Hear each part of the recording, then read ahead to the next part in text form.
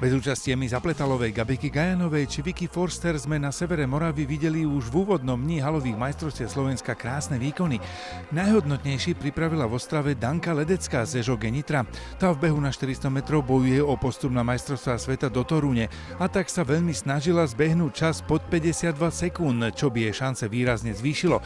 To je síce nevyšlo, no jej napriek tomu utvorila nový rekord halových majstrovstiev Slovenska časom 52:27. No, momentálne vo mne sa odohráva taký súboj medzi sebou, že chcela som bežať lepšie a som to pokazila vlastne sama sebe a aj som chcela ísť do toho, že chcem bežať ten nový slovenský rekord a bežať po tých 52, ale niečo tomu asi chýbalo.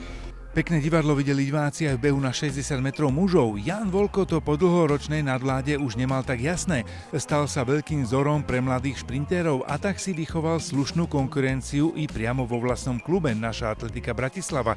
Po rozbehoch mal najrýchlejší čas 6:84 Timotej Nemček, 16-ročná nádej slovenskej atletiky, keďže je stále tohtoročným lídrom našich tabuliek s časom 6:73. Vo finále ale skončil až tretí v čase 6:86, pred neho sa dostali skúsenosti. Striebro si zobral Matej Baluch, ktorý už parádne behá aj 60-ky, teraz za 6:79. A 9. titul si zobral až nečakane suverénne Jan Volko, na trati sa zdržal 6 sekúnd 74 stotín. Práve v takýchto momentoch je dôležitá tá mentálna stránka, dali sme to dokopy a aj tá výkonnosť samozrejme bola nasmerovaná k majstrovstvám Slovenska a ďalej, no len bohužiaľ to nevyšlo na limit a na nejaké lepšie časy, ktoré by ma opraňovali na majstrovstvá sveta, ale každopádne som spokojný vzhľadom na celú sezónu.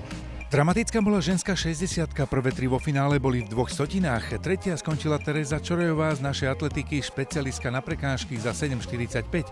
Druhá o stotinu rýchlejšia bola Delia Farašpúr z STU Bratislava.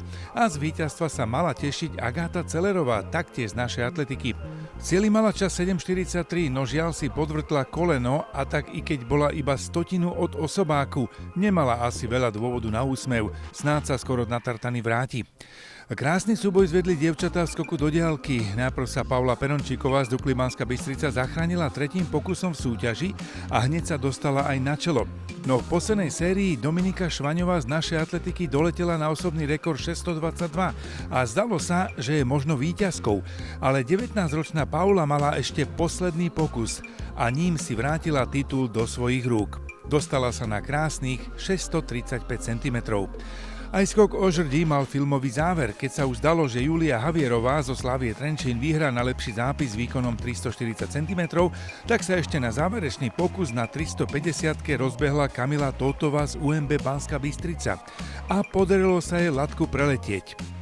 Za zmienku isto stojí aj ženský výkon roka v guli 14:56 od Moniky Máriovej z MŠK Vranov nad Topľou, či strhujúci záver ženskej 1500-ky, kde Sofia Zápotočná zo Spartaka Dubnica nad Váhom na páske predstihla Karin Suranovú z atletiky Šport o 6 stotín a pekný súboj kolegov z BK Lisa pod Makitou Janíček Borovka, pričom sa viac radoval druhý menovaný Miroslav s časom 4:04:50. V závere dňa ešte štafeta žien našej atletiky Bratislava na 4x200 metrov i bez zranenej Agáty Celerovej utvorila nový klubový národný rekord 1:37:31, čím štafeta vylepšila predchádzajúci vlastný najlepší zápis o vyše sekundu.